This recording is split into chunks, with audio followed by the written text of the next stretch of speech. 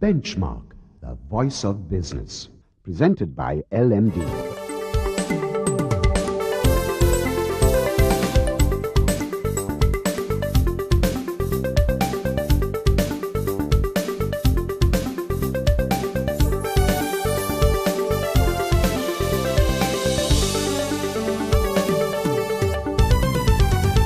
On this edition of Benchmark, the spotlight is on the IT industry as Ramesh Shanmuganathan, Executive Vice President and Group Chief Information Officer of John Keells Holdings, takes the hot seat. Then, Nielsen's Managing Director Shaheen Carter discusses the Business Confidence Index, which remains well below its 12-month average. And finally, economist and LMD columnist Deshal Dimel gives us his take on Sri Lanka's macro outlook. That's the lineup for Benchmark. Hello and welcome to Benchmark, the big picture business program. I'm Savitri Rodrigo. IT literacy and internet access for all Sri Lankans is one of the focus areas of the government's 5-hub concept. Now, to this end, it is noteworthy that Sri Lanka has improved its ranking in the Network Readiness Index in 2012 and, of course, from there on onwards. To discuss the country's IT industry, we welcome into our studio the Executive Vice President and Chief Information Officer of John Keells Holdings, Ramesh Shanmuganathan. Thank you very much for joining us. So good to be talking to you. Thank you, Savitri. It's good to be back after a few years. Now, to set the tone for our subject at hand, which is the IT industry, Ramesh, can you just give me a brief overview of the state of the IT industry here in Sri Lanka? Like probably you alluded to, IT has come a long way in the past decade, so to speak. And you would see IT is becoming very pervasive and ubiquitous in global context as well as the Sri Lankan context. And increasingly you're seeing IT finding its way from the back office into the front offices and into the core of the business, the thick and thin of the business. And as you see that, we would see this momentum of IT's penetration would grow well into the 21st century and beyond. Primarily because today you're seeing digitization, which is the mass confluence of digital services, which is being leveraged and which is being disruptive from a socio-political context. You would see countries have been toppled through social media, revolutions have been caused through social media, and you're seeing developed economies as well as emerging economies leveraging digitization to the nth level. And there lies the opportunity for countries of our nature, the emerging economies, to leapfrog. Because even with other infrastructures, if we have the information infrastructure, which gives a huge potential for us to leverage and take the country into a different footing. Now, Ramesh, you were talking about leapfrogging, but we can't forget that Sri Lanka is actually in a very competitive region when it comes to IT. Now, if you were to compare Sri Lanka's IT industry with the rest of the region, are we really developing at an acceptable rate? I don't think so. I think that's where, if you look at from the Network Readiness Index point of view, amongst Asia, probably Sri Lanka, Malaysia, Singapore, India, very few economies in Asia is in the top half of the NRI index per se. So which augurs well, but with the information infrastructure, I don't think our economy has to be confined to the shores of Sri Lanka. It opens out a whole new possibilities in terms of the whole addressable market becoming the globe through the medium being internet. I think that's where lies the opportunity for us to look at different business models. Today, for example, look at software as a service. Is an enablement. Today, people would download applications on iPhone or the Android phones. They don't care who develops and puts it up there, right? Because there is an opportunity because you are hiding behind a bigger brand, but you are actually selling service and getting monetizing those services. So that is where I feel a lot of these applications and IT services is going to be driven towards consumerization, where people will consume services and there'll be a set of guys who will be providing it. Ramesh, there is almost an inherent danger in looking at indices, I would imagine, because either you get complacent because you seem to be doing better, but at the same time, the ground realities may not be what it reflects. So we are looking at the Network Readiness Index, which is showing us that yes, Sri Lanka is improving, but ground realities, where do we stand? Ground reality, I think that's exact. I think I probably endorse your sentiments, because if you look at even our literacy rate, now even from IT literacy, we have grown from 5% to 30%. We are targeting 45 by 2015. literacy we had 90, but whether all of those are actually having a snowballing effect in terms of economic activity, which is probably your question and a valid one. There, if you look at into the grassroots, Network Readiness Index actually looked at multiple attributes in terms of affordability of IT, usage of IT, as well as infrastructures. If you look at usage, they look at three aspects: people, enterprises, as well as the government. The enterprises and the governments are doing okay, but if you look at the people aspect, we had a measly 9%, 9 points, right?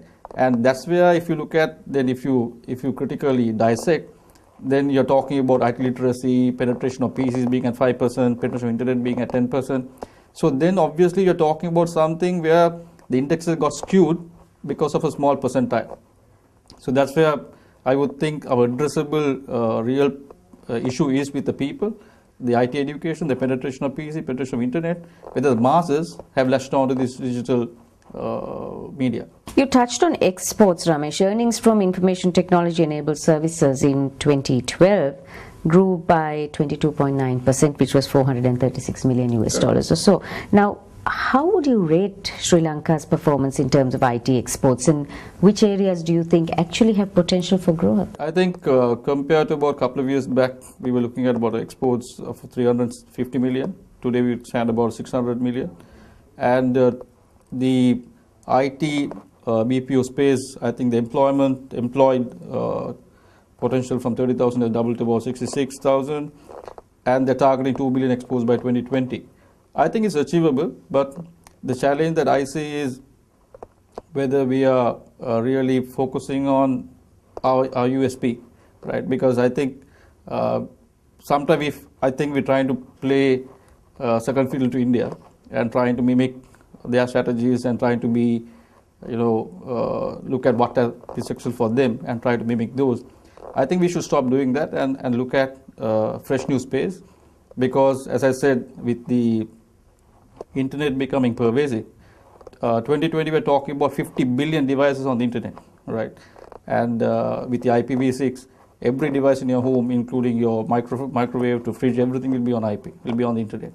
So that gives you a whole new proposition in terms of providing services, because you're talking about from not only human to machine communication, machine to machine communication. Your cars will have computers, your motorbikes, everything. All the instruments around you will have computers in it. So which opens a fresh new space in terms of embedded computing and software for it. And I think we should become a R&D hub and look at the emerging technologies into the future and see whether we could carve out a niche for ourselves. Because we got very high-end R&D capabilities in the universities. University capabilities are good, but whether new investments are going in these R&D areas is a question which probably needs some thought. So let's continue this discussion after a short break. We pause for commercials now, and on the other side, Ramesh Shanmuganathan gives his views on the quality of human resources in the IT industry here in Sri Lanka, and also globally what the emerging trends are. Stay tuned.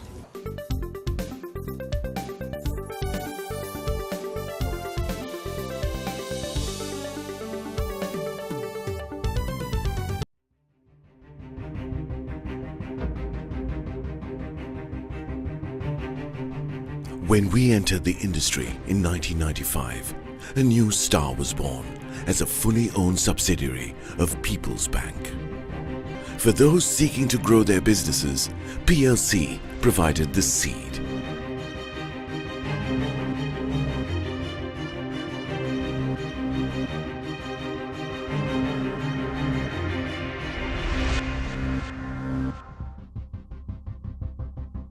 We are not only Sri Lanka's #1 leasing company, but also the largest non-banking financial institution. Welcome to a new dawn for the nation. Introducing People's Leasing and Finance, PLC.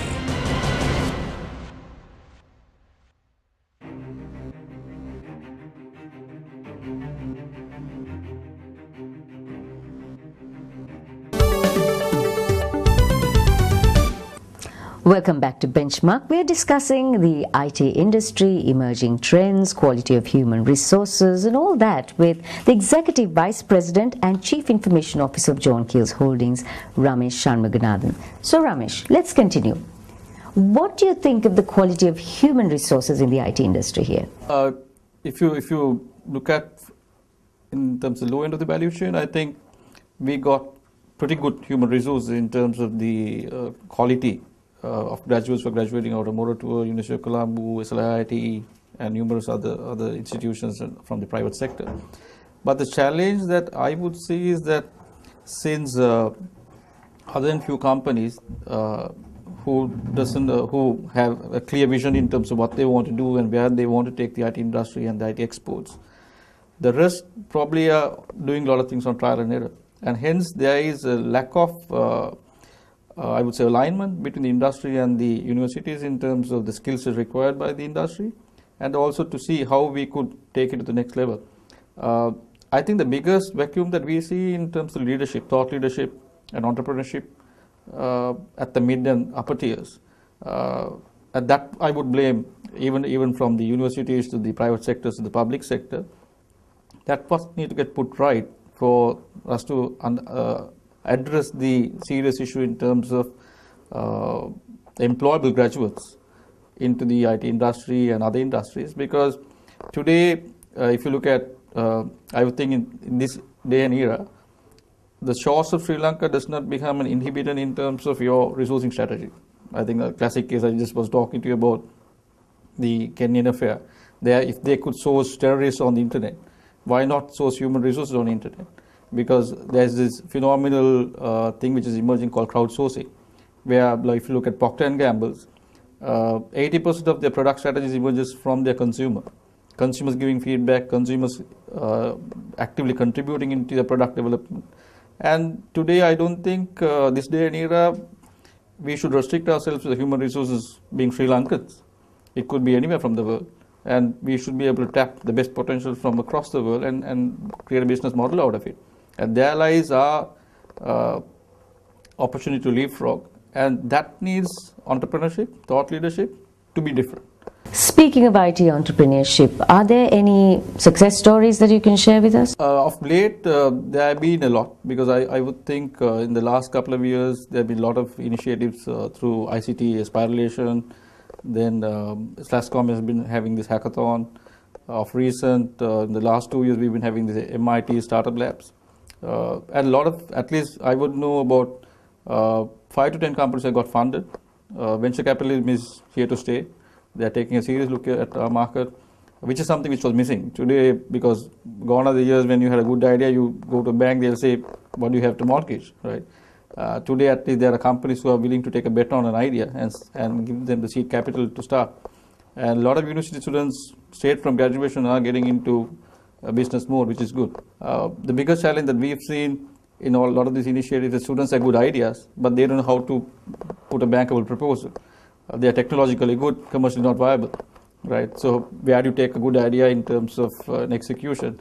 And that's where the guidance is coming from the Angel Network people, as well as even Orion City.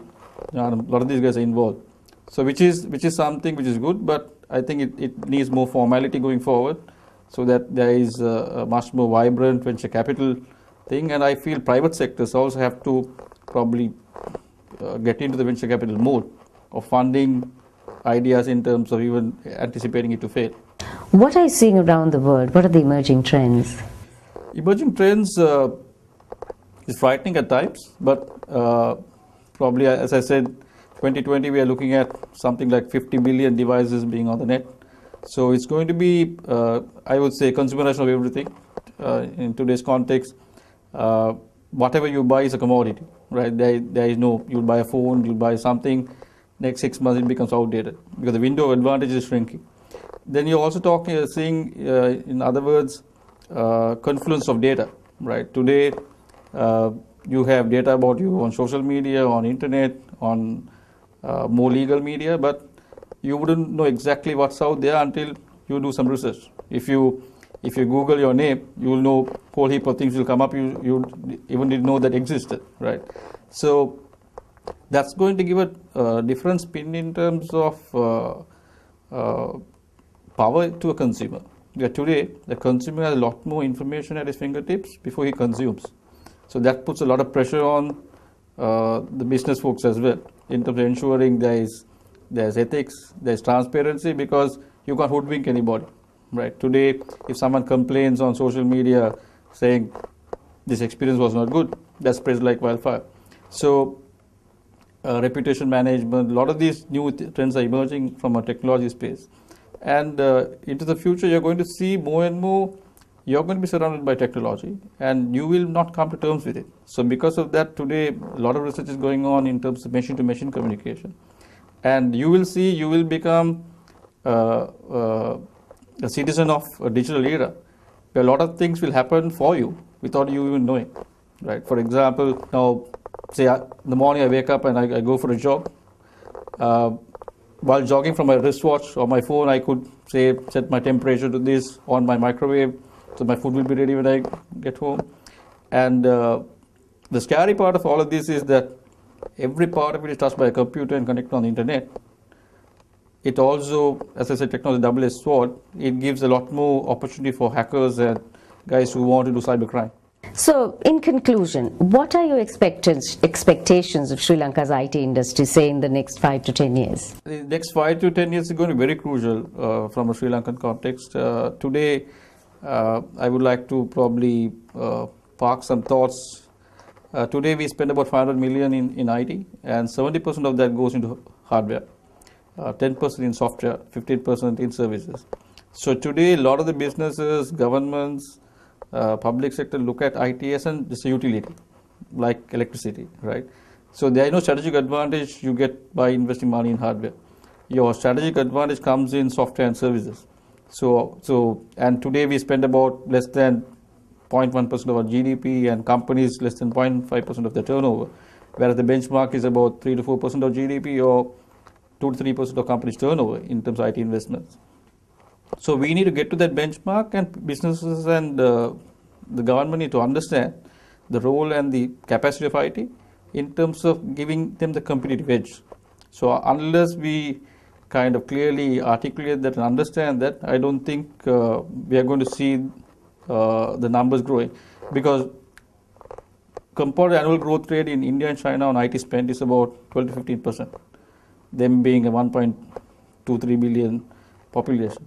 And we are probably close to about the 10%, but the growth is on hardware, not on the applications or the services, which is something important for us to get up there. And e-government is something which is happening, but not at the pace that which should be happening in terms of, I'm saying, even identity management, passports, the automation of all of these should have happened about a decade back. But still, we are struggling to get the e-government structures enforced where it matters, and which will enable us to also see the benefits flowing to the masses. Thank you, Ramesh. It's been absolutely great talking to you. Likewise. Thanks for having me here. So we've been chatting with Ramesh Shanmuganathan, Executive Vice President and Chief Information Officer of John Keells Holdings, on the IT industry and what's exactly happening out there. On the other side, we have the Managing Director of Nielsen, Shaheen Khada, who will give you some insight on the Business Confidence Index, and opining on the state of the economy, economist and LMD columnist Deshal Dimel.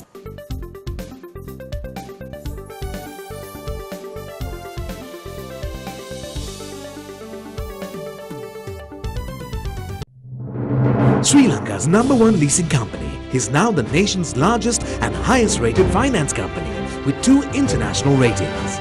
Let us move the nation as one with People's Leasing and Finance PLC.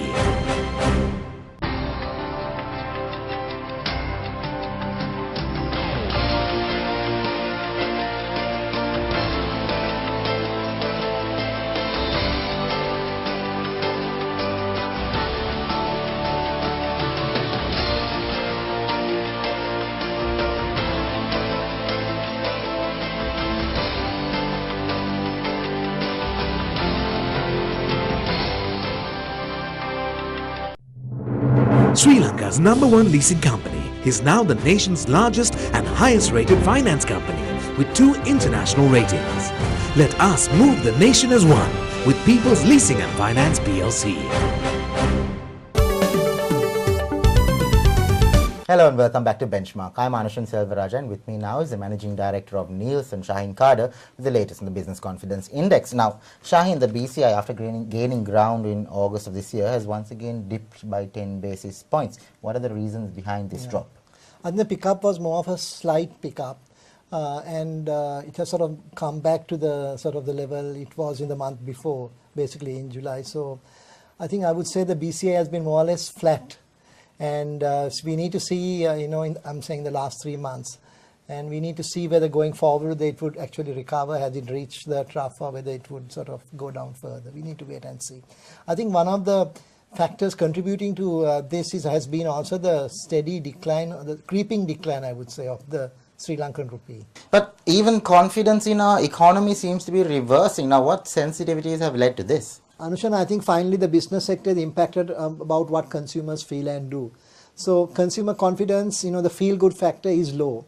And this is particularly because of, people feeling that, their incomes are not keeping in line with inflation. And also in the rural sector, in the agriculture sector, particularly where agriculture growth has been flat in the last quarter, which has, contributed to this feeling. And therefore, the business sector is sort of reflecting this, especially in the short term rather than in the medium or long term.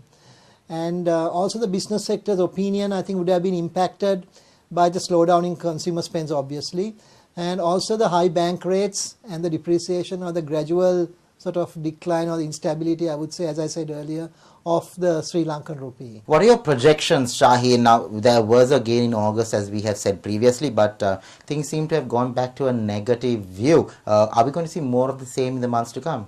I feel that confidence, especially in the business sector, would remain around the same level, maybe plus or minus 10 points, for the next 2, 3, 4 months.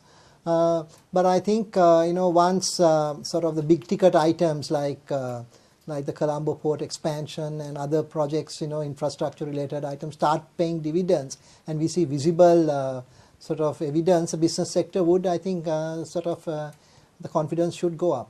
That was the Managing Director of Nielsen, Shaheen Kader, with the latest on the Business Confidence Index. After a short commercial break, we will have economist and LMD columnist Deshal Dimel. Stay tuned.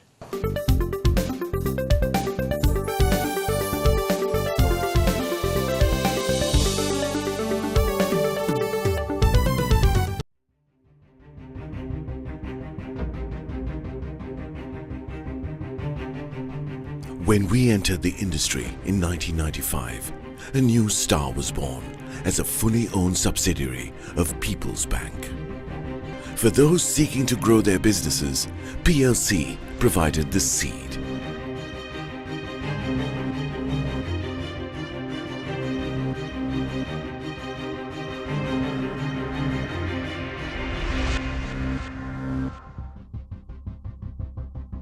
We are not only Sri Lanka's #1 leasing company, but also the largest non-banking financial institution. Welcome to a new dawn for the nation. Introducing People's Leasing and Finance, PLC.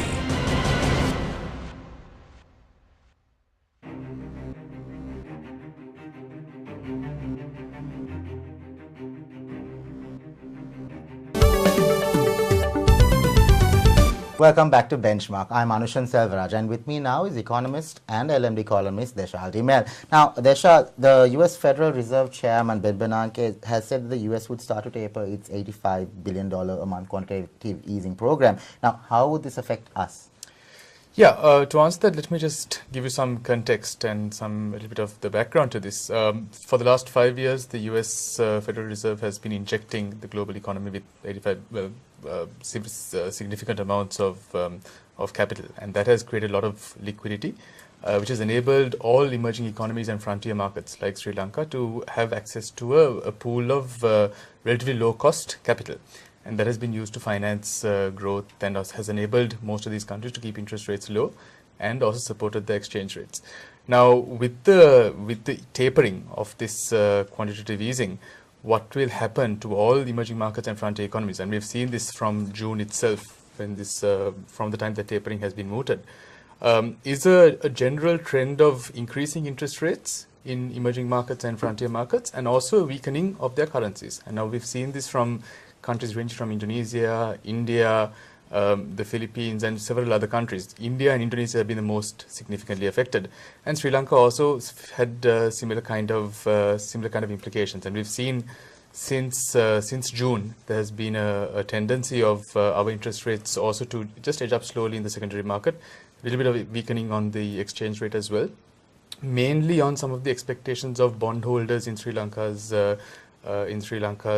government security markets. This hasn't been as significant as we've seen in countries like India and Indonesia, but this has started to take place, and going forward with when tapering eventually comes off to its completion, maybe in the next 18 months, 24 months, then we would see this kind of taking on in a greater momentum. Taking this into account, Deshal, how would this affect Sri Lanka's interest rates? With the decision by the Fed to delay tapering in their September meeting, there's been a little bit of relief that has been given to all frontier markets, emerging markets, Sri Lanka included.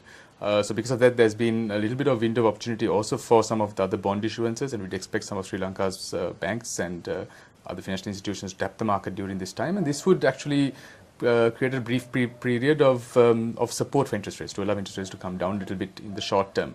But going forward, when tapering does take full effect, I'd expect interest rates to slowly start edging up again, in line with what we're seeing in other frontier markets and emerging markets as well. Now, there has been a lack of credit growth in the economy. Now, what sensitivities have led to this? I think from, again, if you look from a couple of years back, 2010, 2011, we had very strong credit growth, over 30% in some periods.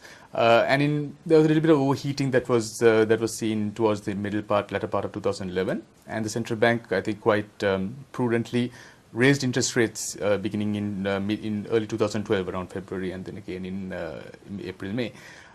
So with those increases in interest rates and also the credit ceiling that was applied in 2012, there was a natural slowing down in credit growth, and it has taken some time for this to pick up again. Credit ceiling was removed in the early parts of this year. Market interest rates have also come down, but there's usually a bit of a time lag for monetary policy to really filter through into actual credit growth. Indications from the market are that there has been a little bit of improvement in credit demand in the last couple of months. That's in, say, August, September. We need to wait and see how this kind of filters through and whether the momentum really gathers to become a more substantial level of credit growth. What about our external trade situation? Where do you see this going forward? In terms of the global economy, we've seen some improvements in the US economy, which has been, I think, quite positive in terms of consumer sentiment and also in terms of reduction of their household and market leverage. That really helps demand in that sense. So there is potential for Sri Lankan export growth to the US, which we haven't really seen for the last few years. Europe is our other major market, and we have seen the end of the recession in Europe, but still the growth is really not robust enough to have a kind of meaningful and material impact for our exporters. So in terms of our two major global markets for exports, there's an improvement, but really I don't think it's going to be something that we can really rely on as a major stimulus for our export sector. In terms of emerging markets as well, there has been a slight slowdown in some of the countries. We've seen particularly in countries like China, which has resulted in some commodity prices also coming down, which is good for our import sector because a lot of the commodity imports, the prices have come down, which supports us in terms of our import costs. And that has been reflected as well. We've seen our exports picking up in the last couple of months. Imports have also been growing. But in general, we are seeing a slightly more positive situation on our external sector, particularly in the export front, than what we've seen in the last couple of years. So I think it's a good sign overall. That was economist and LMD columnist Deshal Dimel. Thank you for watching Benchmark, and we hope to see you again next time.